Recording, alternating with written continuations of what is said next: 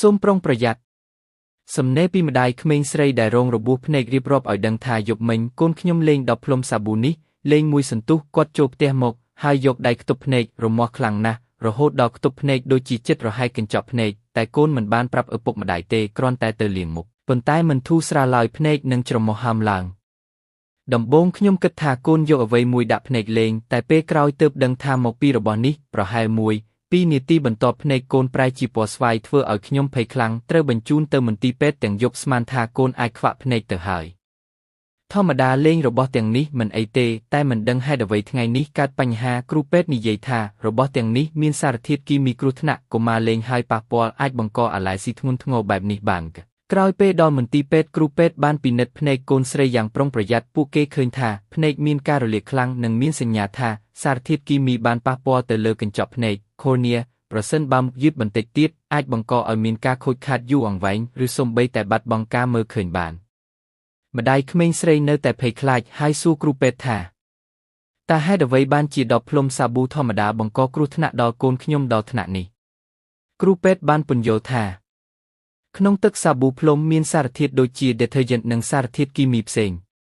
ប្រសិនបើវាចូលភ្នែកឬប៉ះស្បែកស្រាលអាចមិនអីប៉ុន្តែកុមារមួយចំនួនអាចមានអាឡែស៊ីខ្លាំងឬក៏ផលិតផលខ្លះអាចមិនមានគុណភាពល្អឬមានសារធាតុខ្លាំងលើសកំណត់គ្រូពេទ្យបន្ថែមថាមិនមែនគ្រប់ក្មេងនឹងមានប្រតិកម្មទេប៉ុន្តែពេលកើតឡើងវាអាចធ្ងន់ធ្ងរយ៉ាងឆាប់រហ័សក្មេងស្រីត្រូវបានព្យាបាលបន្ទាន់លាងភ្នែកដោយទឹកស្អាតជាបន្តបន្ទាប់ដាក់ថ្នាំបន្តក់ភ្នែកនិងតាមដានជិតស្និទ្ធរយៈពេល24ម៉ោងក្រោយពេលព្យាបាលភ្នែកក្មេងចាប់ផ្ដើមធូរស្រាលប៉ុន្តែក៏ត្រូវតែប្រុងប្រយ័ត្នខ្លាំងនៅថ្ងៃបន្ទាប់ម្ដាយបាននិយាយទាំងទឹកភ្នែកថាខ្ញុំមិនគិតសោះថារបស់លេងតូចបែបនេះអាចធ្វើឲ្យកូនខ្ញុំចិត្តខ្វាក់ភ្នែកបានខ្ញុំចង់ប្រាប់ឪពុកម្ដាយទាំងអស់ឲ្យប្រុងប្រយ័ត្នសារសំខាន់សម្រាប់ឪពុកម្ដាយកុំឲ្យកុមារលេងរបស់ដែលមានសារធាតុគីមីដោយខ្លួនឯងពិនិត្យប្រភពផលិតផលមុនទិញបង្រៀនកុមារកុំប៉ះភ្នែកពេលលេងបើមានអាការៈរមាស់ឬឈឺភ្នែកលាងទឹកភ្លាមនិងទៅពេទ្យការពិតដែលឪពុកម្ដាយភាគច្រើនមិនដឹងបន្ទាប់ពីករណីកូនស្រីនោះមន្ទីរពេទ្យបានបង្ហាញថានេះមិនមែនជាករណីតែមួយទេនៅក្នុងរយៈពេលខ្លីមានកុមារច្រើនអ្នកបានមកពេទ្យដោយសារតែប៉ះពាល់ពីទឹកសាប៊ូផ្លុំសាប៊ូលាងដៃនិងរបស់លេងដែលមានសារធាតុគីមីគ្រូពេទ្យបាននិយាយយ៉ាងច្បាស់ថាឪពុកម្ដាយជាច្រើនគិតថាវាជារបស់លេងធម្មតាតែពិតប្រាកដវាអាចមានគ្រោះថ្នាក់ប្រសិនបើប្រើមិនត្រឹមត្រូវហេតុអ្វីវាអាចគ្រោះថ្នាក់បានភ្នែកកុមារមានភាពស្រទន់ជាងមនុស្សធំសារធាតុគីមីខ្លះអាចបង្កការរលាកខ្លាំងភ្លាមប្រសិនបើមិនលាងទាន់ពេលអាចប៉ះពាល់ដល់កញ្ចក់ភ្នែកខ្លះក៏អាចមានរោគសញ្ញាភ្នែកក្រហមឬពណ៌ចម្លែករមាស់ខ្លាំងទឹកភ្នែកហូរមិនឈប់ហាមភ្នែកនិងច្រមុះម្ដាយក្មេងស្រីបានសម្រេចចិត្តចែករំលែករឿងនេះតាមបណ្ដាញសង្គមដើម្បីព្រមានអ្នកដទៃបើកូនអ្នកលេងរបស់បែបនេះសូមកុំមើលរំលងព្រោះខ្ញុំបានជួបរួចហើយវិធីការពារដែលគ្រូពេទ្យណែនាំជ្រើសរើសផលិតផលដែលមានស្លាកសញ្ញាសុវត្ថិភាពកុំឲ្យកុមារលេងដោយខ្លួនឯងបង្រៀនកុមារអំពីគ្រោះថ្នាក់ត្រូវមានទឹកស្អាតនៅជិតពេលលេង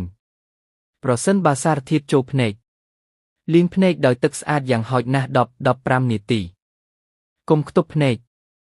ទៅមន្ទីរពេទ្យភ្លាមសារចុងក្រោយរបស់លេងតូចអាចមើលទៅគ្មានអ្វីតែសម្រាប់កុមារវាអាចក្លាយជាគ្រោះថ្នាក់ធំបានក្នុងរយៈពេលតែប៉ុន្មាននាទីប៉ុណ្ណោះបន្ទាប់ពីព្យាបាលរយៈពេល2-3ថ្ងៃស្ថានភាពភ្នែកកូនស្រីបានប្រសើរឡើងយ៉ាងច្បាស់គ្រូពេទ្យប្រាប់ថាសំណាងល្អណាស់ដែលនាំមកទាន់ពេលមិនប៉ះពាល់ដល់ការមើលឃើញរយៈពេលវែងម្ដាយនោះដកដង្ហើមធំប៉ុន្តែអារម្មណ៍ភ័យនៅតែមិនអស់នាងនិយាយថាបើថ្ងៃនោះខ្ញុំមិនយកចិត្តទុកដាក់ឬគិតថាជារឿងតូចប្រហែលកូនខ្ញុំអាចបាត់បង់ភ្នែកទៅហើយប្ដូរទម្លាប់ថ្មីក្នុងគ្រួសារក្រោយព្រឹត្តិការណ៍នេះគ្រួសារនេះបានផ្លាស់ប្ដូរយ៉ាងច្រើនរបស់លេងដែលមានសារធាតុគីមីដាក់ឲ្យឆ្ងាយពីកុមារពេលកូនលេងត្រូវមានមនុស្សធំមើលថែជានិច្ចបង្រៀនកូនអំពីសុវត្ថិភាពតាំងពីតូចក្មេងស្រីផ្ទាល់ក៏បានរៀនមេរៀនមួយធំដែរនាងនិយាយថាខ្ញុំមិនហ៊ានលេងអ្វីដែលចូលភ្នែកទៀតទេវាឈឺខ្លាំងណាស់សារព្រមានចុងក្រោយពីគ្រូពេទ្យ កុំមើលរំលងរបស់លេងតូចសារធាតុគីមីអាចបង្កគ្រោះថ្នាក់ដោយមិនដឹងខ្លួនកុមារត្រូវការការការពារមិនមែនសាកល្បងមេរៀនសំខាន់សម្រាប់មនុស្សគ្រប់គ្នាគ្រោះថ្នាក់មិនតែងតែចេញពីអ្វីធំរឿងតូចក៏អាចបំផ្លាញអនាគតកូនបានការយកចិត្តទុកដាក់របស់ឪពុកម្ដាយគឺជាការពារដ៏ល្អបំផុតសារចុងក្រោយពីម្ដាយខ្ញុំមិនចង់ឲ្យអ្នកណាម្នាក់ទៀតត្រូវឆ្លងកាត់អ្វីដែលកូនខ្ញុំបានជួបទេសូមប្រុងប្រយ័ត្នជានិច្ច